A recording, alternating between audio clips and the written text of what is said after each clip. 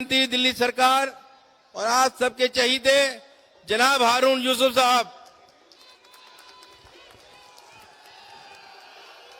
हमारे बीच में हिंदुस्तान की सबसे बुलंद आवाज,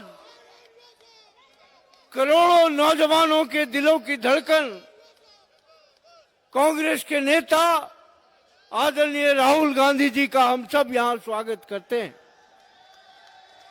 और ये बात मैंने इसलिए कही कि देश में जो वातावरण है, जिस तरीके से नफरत का जहर हिंदुस्तान में फैलाने की कोशिश हो रही है, अगर कोई एक आवाज है तो वो राहुल जी की आवाज है, जो आपके और हमारे लिए लड़ती है। आज देश में जिस तरीके से डर का माहौल,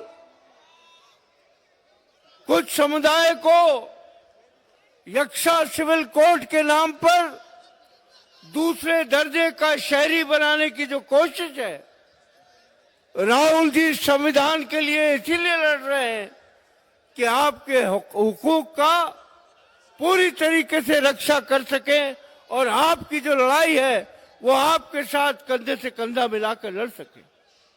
आज देश में नफरत, राहुल जी सही बात कहते हैं, नफरत इसलिए फैलाई जाती है, एक मिनट, नफरत इसलिए फैलाई जाती है कि असली मुद्दों से भटकाया जा सके।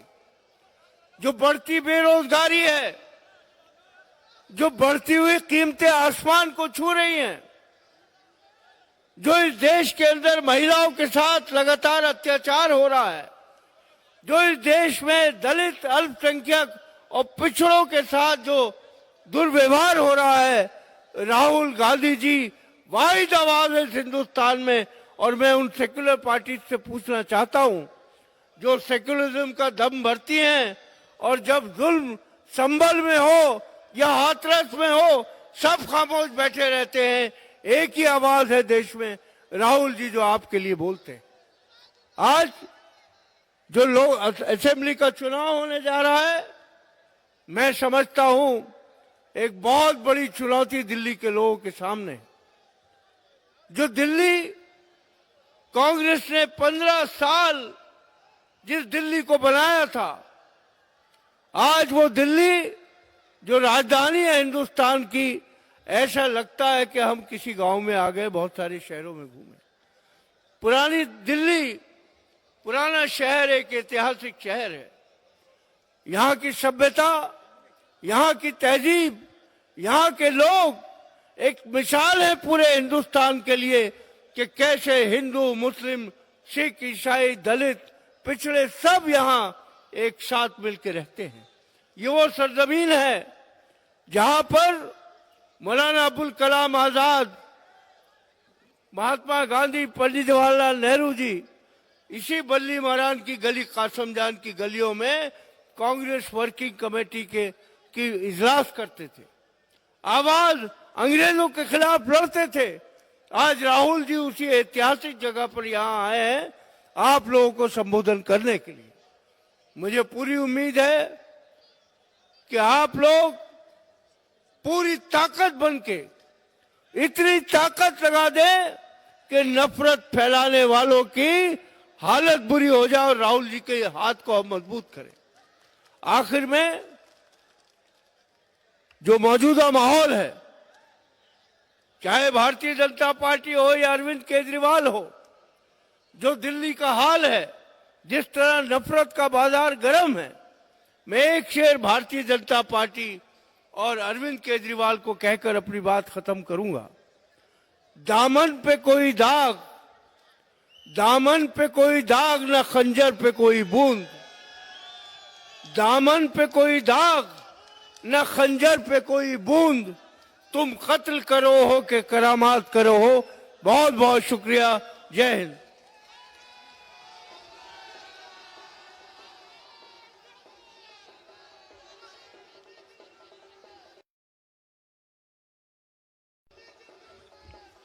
साथियों, अब हमारे बीच हमारे नेता राहुल गांधी जी आ रहे हैं। जोरदार तालियां बजा के स्वागत करिए और जोर से। राहुल गांधी।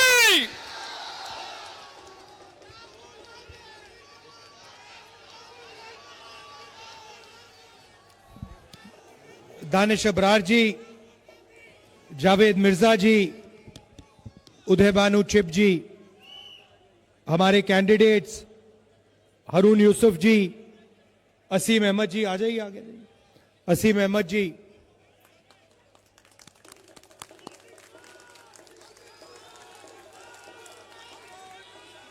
स्टेज पे कांग्रेस पार्टी के सीनियर वरिष्ठ नेता,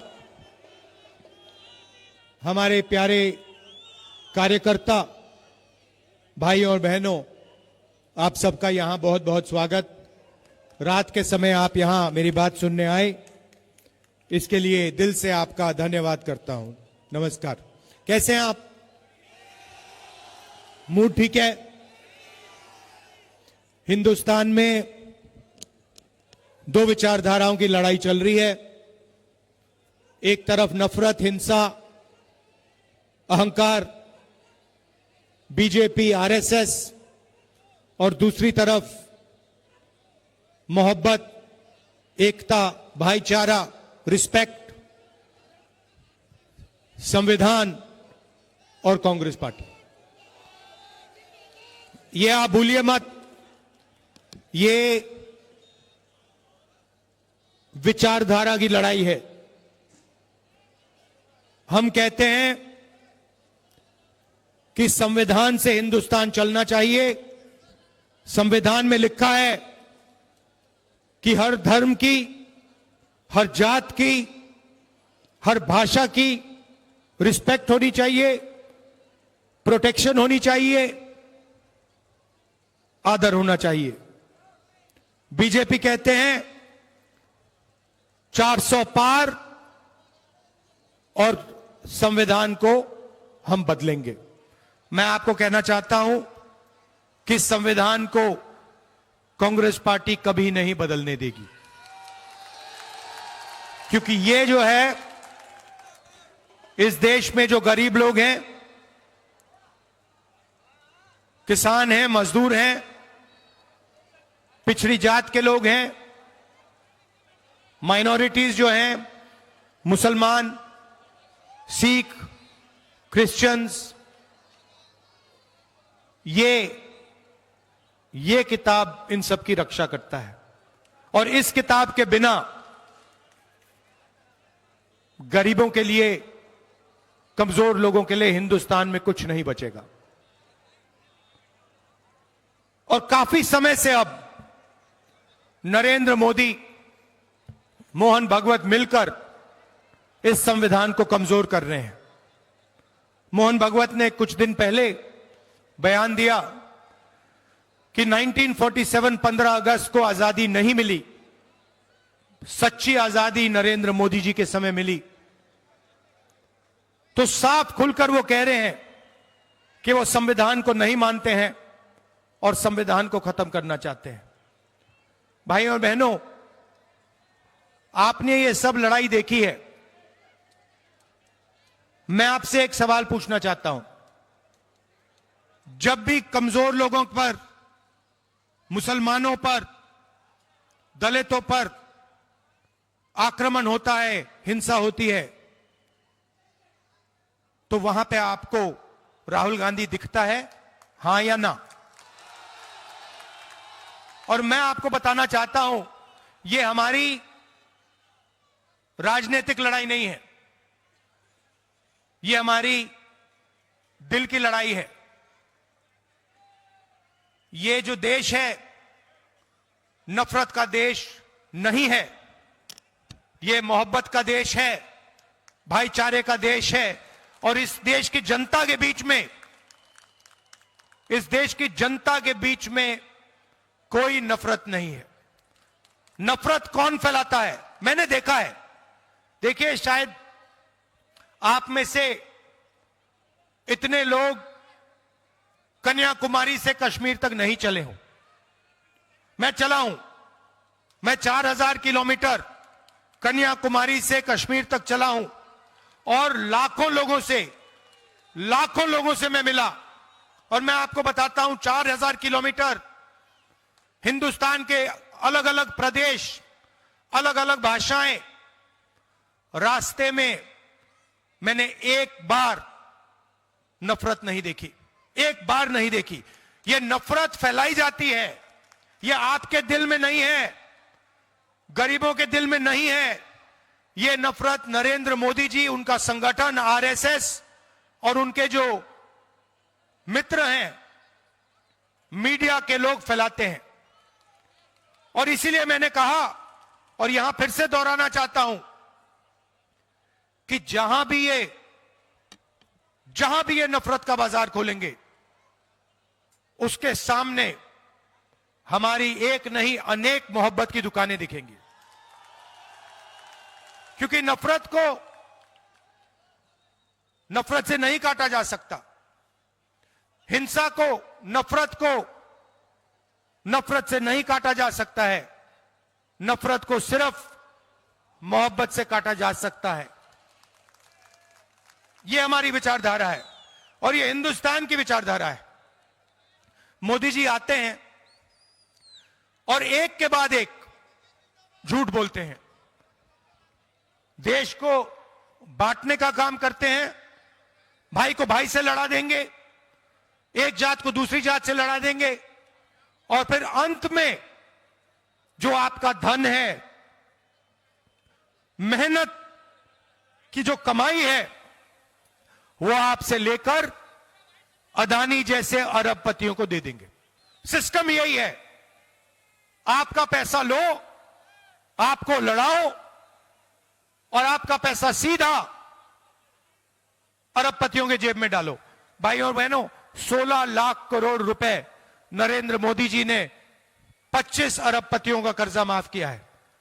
हिंदुस्तान में कोविड फैल रहा था, अस्पताल भरे हुए थे, लोग मर रहे थे, तब भी नरेंद्र मोदी जी ने लाखों करोड़ रुपए अरबपतियों का कर्जा माफ किया।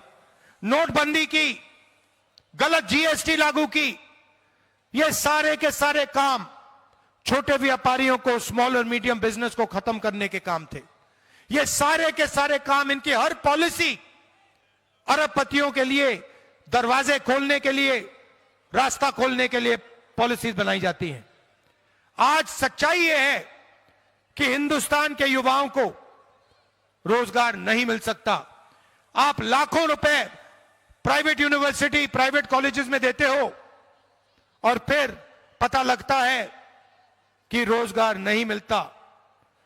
रेलवे स्टेशन में कुछ महीने पहले, कुछ समय पहले एक युवा मुझसे मिलता है। मैंने उससे पूछा, क्या करते हो? कुली का काम करता हूं। अच्छा, तुम कॉलेज गए? हां गया। क्या पढ़ा? राहुल जी, आप यकीन नहीं करोगे, मैं सिविल इंजीनियर हूं। मैं सिविल इंजीनियर हूं, पापा ने लाखों रुपए दिए प्राइवेट एजुकेशन के लिए और आज मैं कुली का काम कर रहा हूं। लाखों करोड़ों युवा जिन्होंने इंजीनियरिंग की है, मेडिकल किया है, वो आज हिंदुस्तान में मजदूर का काम कर रहे हैं। ऐसा हिंदुस्तान हमें नहीं चाहिए। एक तरफ अरबपतियों की शादी, 8-8, 10-10 करोड़ रुपए की घड़ियां, पूरी दुनिया से लोग आते हैं, शादी में नाच के जाते हैं, और दूसरी तरफ बेरोजगारी, महंगाई, दुख और दर्द। नरेंद्र मोदी जी का यही लक्ष्य। अच्छा, लड़ाई चल रही थी, एक तरफ नरेंद्र मोदी, एक तरफ कांग्रेस पार्टी, बीच में अचानक से ऐसे खंबे पे केजरीवाल जी चढ़ के उतरे, खट खट खट खट खट खट ऊपर तक, ये नया, ये, और कहा, जैसे ये खंबा दिख रहा है ना, ऐसे खंबे में चढ़ गए और कहते हैं अब मैं नई राजनीति लाऊंगा, मैं नई राजनीति लाऊंगा, भ्रष्टाचार मिटाऊंगा, भाईचारा लाऊंगा, यमुना का और दिल्ली का पानी साफ करूंगा। ये देखिए, ये आपका पीने का पानी है, ये आपका पीने का पानी है, इसको देखिए, इसमें बदबू आ रही है। केजरीवाल जी ने वायदा किया था कि 5 साल के अंदर मैं दिल्ली का पानी साफ कर दूंगा, यमुना जी में जाके नहाऊंगा, यमुना का पानी पीऊंगा। केजरीवाल जी, दिल्ली का पानी पी लीजिए, 1 गिलास पी लीजिए, फिर देखते हैं क्या होता है। अस्पताल में मिलेंगे आपसे। कहते हैं मैं गरीबों की राजनीति करूंगा, मैं कमजोर वर्गों की राजनीति करूंगा। यह है केजरीवाल जी की टीम। यहां लिखा है टीम केजरीवाल, 9 लोगों की फोटो है। नाम पढ़ लेता हूं, नाम पढ़ता हूं। पहले नंबर पे अरविंद केजरीवाल, जिन्होंने शराब का घोटाला किया, करोड़ों रुपए आपसे चोरी किए। दूसरे नंबर पे उनके पार्टनर मनीष सिसोदिया,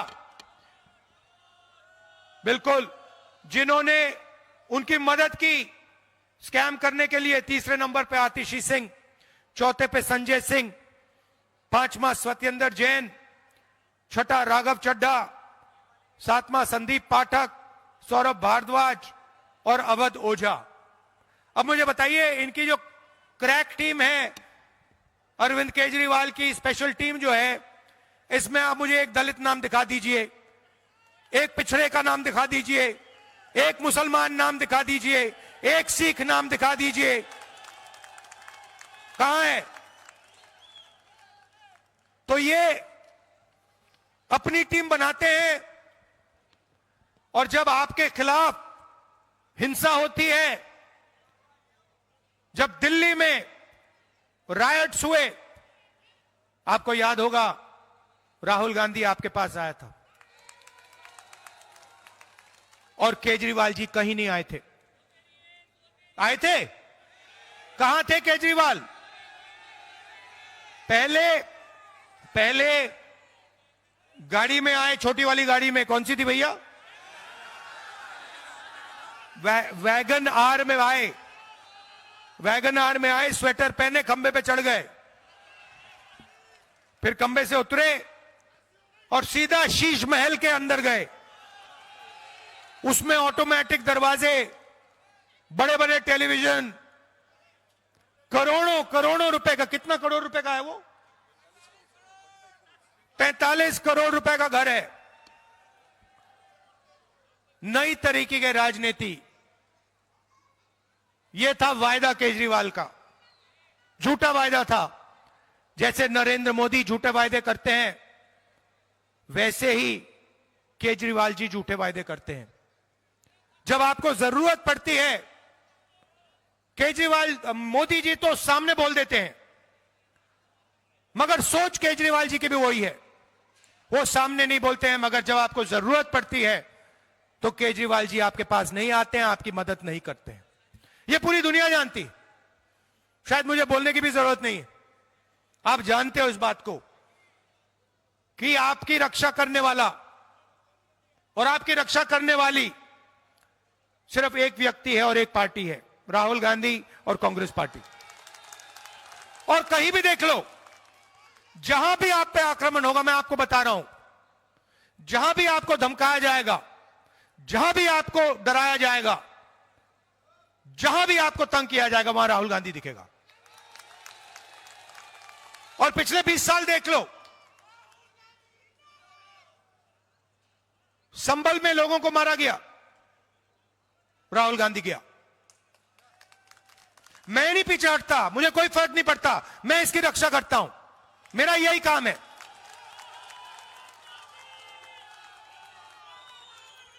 तो ये मैं आपसे कहना चाहता था कि इस देश में किसी को डर नहीं लगना चाहिए। सब लोगों को सपने देखने का, रोजगार का अधिकार है, प्यार से रहने का अधिकार है, यह संविधान देता है। और ये आपने लड़कर यह संविधान बनाया है, इसीलिए हम इस संविधान की रक्षा करते हैं। गांधी जी ने, अंबेडकर जी ने इसे बनाया, नेहरू जी ने इसे बनाया, आपके साथ मिलकर सालों जेल काटे, पूरी जिंदगी संविधान बनाने में दी। और आज मोहन भगवत जैसा आदमी कहता है कि संविधान का कोई मतलब ही नहीं है। आजादी तो हमें 1947 में नहीं मिली, आजादी तो हमें अभी मिली है। मैं यहां आपसे कहना चाहता हूं, आप भूलिए मत, यह विचारधारा की लड़ाई है और लड़ाई दो पार्टियों के बीच में है। दो पार्टियों के पास हिंदुस्तान में विचारधारा है। एक आरएसएस नफरत से भरी हुई विचारधारा और दूसरी कांग्रेस पार्टी मोहब्बत से भरी हुई विचारधारा। और यह लड़ाई नफरत और मोहब्बत के बीच में है, हिंसा और अहिंसा के बीच में है, असत्य और सत्य के बीच में है। और यह सालों से चल रही है, यह पुरानी लड़ाई है इस देश में। आप देखिए, जो भी महापुरुष हैं, बड़े बड़े, सारे के सारे सत्य की लड़ाई लड़े थे। चाहे वो गुरु नानक जी हो, कबीर जी हो, बुद्ध भगवान हो, बसवन्ना जी हो, नारायण गुरु जी हो, गांधी जी हो, अंबेडकर जी हो, इनमें से कोई भी असत्य के लिए नहीं लड़ा था। इनमें से किसी ने नहीं कहा था कि देश में हिंसा फैलानी है। आप देखिए, ये अभी टाइम चल रहा है, गांधी जी को आज से 100, 200, 300, 500 साल बाद याद करेंगे लोग। मैं आपको बता रहा हूं, नरेंद्र मोदी आज प्रधानमंत्री हैं। जिस दिन ये प्रधानमंत्री पद से हटे, उस दिन के बाद इनको कोई याद नहीं करेगा। आप देख लेना, लिख के ले लो मुझसे। ये कितनी भी कोशिश कर लें, क्योंकि ये देश नफरत को नहीं याद करता है, ये देश हिंसा को नहीं याद करता है। इस देश में गोडसे थे, गांधी थे। ये देश गांधी को याद करेगा, गोडसे को कभी याद नहीं करेगा। और डरने की कोई जरूरत नहीं है। जो आदमी सत्य के लिए लड़ता है, अहिंसा के लिए लड़ता है, उसको डरने की कोई जरूरत नहीं होती है। वो किसी चीज से नहीं डरता है।